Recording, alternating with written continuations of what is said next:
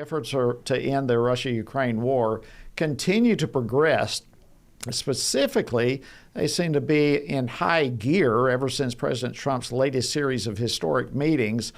And now arrangements, at least reportedly, are being made for a meeting between Russian President Putin and Ukrainian President Zelensky. So are we really potentially close to seeing an end to this 3.5-year war? Well, joining me now to discuss this and more is Congressman Burgess Owens. He's the vice chair of the House Education and Workforce Committee. He represents the 4th Congressional District of Utah. Congressman Owens, always an honor to have you on Washington Watch. Welcome back. Jody, same here, my friend. Look forward to chatting with you. Absolutely. All righty. So let me just start by getting your assessment of the meetings that President Trump has had on this Russia-Ukraine war. First on Friday last week with Putin, and then yesterday with Zelensky and other European leaders. What's your thoughts with how this is progressing? Well, I'm going to tie into a little bit of my football experience. I haven't seen anything like the force of President Trump since the Al Davis days. He is a remarkable leader.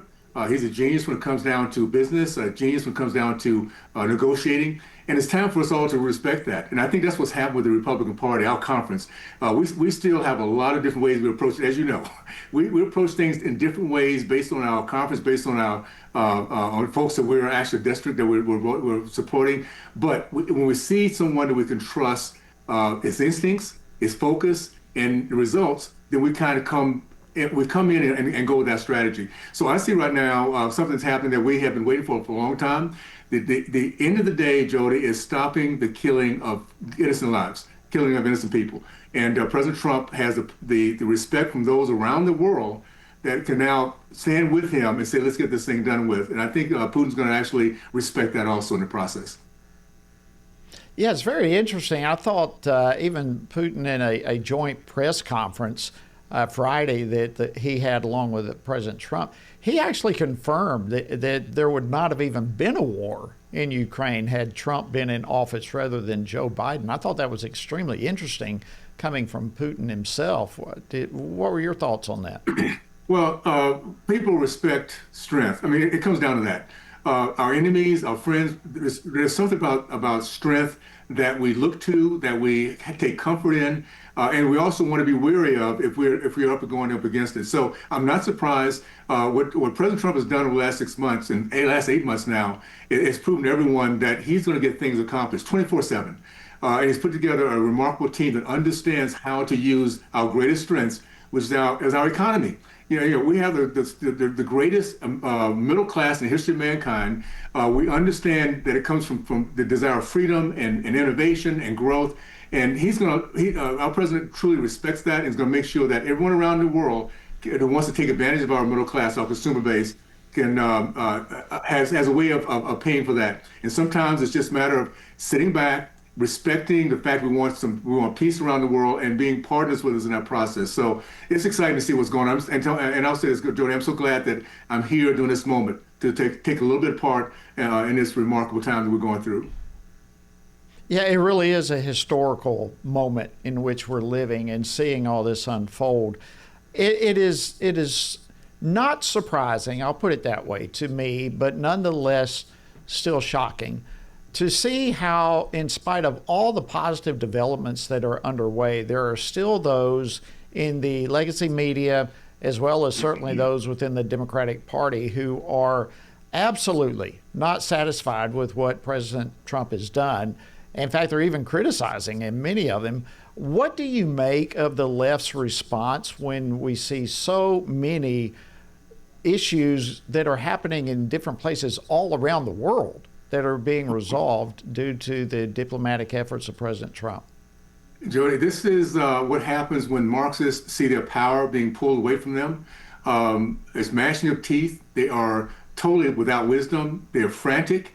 This has not happened to them. They have seen for decades a slow progression to finally get to where they can control our country, that they can take away the hopes and the dreams of our nation. And they're finding one person, one man that shows up, puts a team around him, and they're losing it within 8 months. So they're not going to like what he's doing, because what he's doing is for the American people. He's cleaning up crime. He's stopping those who do harm to our country from coming into our country. They're looking at that middle class I talked about, looking at them and appreciating who they are and giving them the ability to build a dream. So don't expect anything from the left. I would hope, this is what I'm hoping, is that those good Democrats who love our nation, who've been fooled in the past because it's hard Marxist left, realize who you're partnered up with and get away from them. Become independent. Have that place where you can look at what's best for you and your family and your future and vote in that regard. Do not vote for this hard leftist that's actually trying to destroy our country. And had been doing a good job of dividing us up until this point before President Trump came back to office. Well, there's a lot of folks out there hoping right along with you that what you said will become a reality. Congressman Burgess Owens, if I can switch gears on you, you are Vice Chair of the House Education and Workforce Committee. I wanted to get your take on the Trump administration's crackdown on college campuses. Specifically, it was reported this week that since the start here of the Trump second administration, more than 6,000 foreign student visas have been revoked due to everything from visa overstays to multiple encounters from the law from multiple different activities. But what is the message that you hope students from overseas are hearing right now from this administration? Very, very simple. It's an honor, it's a privilege to come to this country, to take advantage of this remarkable society and culture we have. If you blow it, go back home. If you don't appreciate it, go back home. It's like any of us owning a property and opening the door and inviting our guests to come in. If they decide they want to start demonstrating outside of our household that they do not own, then we're going to make sure they don't come back into our household. So it's really common sense. It's appreciation for who we are. It's not taking this idea that you're entitled. This entitlement process that we not have to get past, and that's something our kids have been trained for quite a while. We have to get past it because it makes everybody around these entitled people miserable. So we're going to get back to those who come here, come for a reason. They come for a period of time. They come here legally, and they come here appreciating the great opportunity they have to live in this country. And when they leave here talking with great praise about the American people and the system that allowed them to move forward. So I'm excited about it. And again, this is President Trump at his best, getting our culture back to bottom line. I'm excited about, again, seeing this and those who don't want to come here and praise and be excited about it, go someplace else. Go back home, and we'll be okay with that too.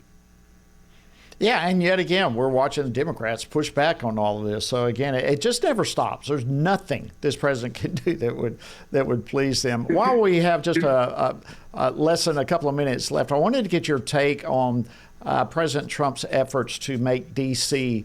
safe again. How is that coming? Your thoughts on that? Oh my goodness, this is a game changer.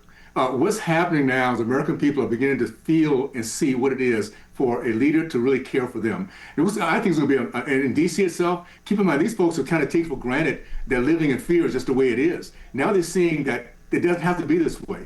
And guess what's going to happen the next go around when it comes down to voting? They're going to vote for themselves. They're going to vote for safety, the idea of having freedom and knowing their kids are safe. This is a game changer for so many Americans. And I'll tell you what, again, the Democrats on the other side, of the wrong side of this issue, because they show they could care less about the American people. They love to have anger and divisiveness and fear and hopelessness, and that's not the American way. So D.C. is an example of how we're going to transition to a truly America First country, and I'm looking forward to, again, seeing how this works out also as we move forward.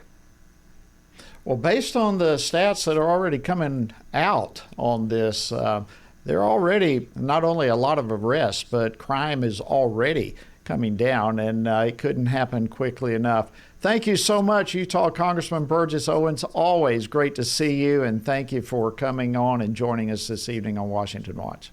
Thank you, Jody. Thank you, my friend, and talk to you soon. All the best.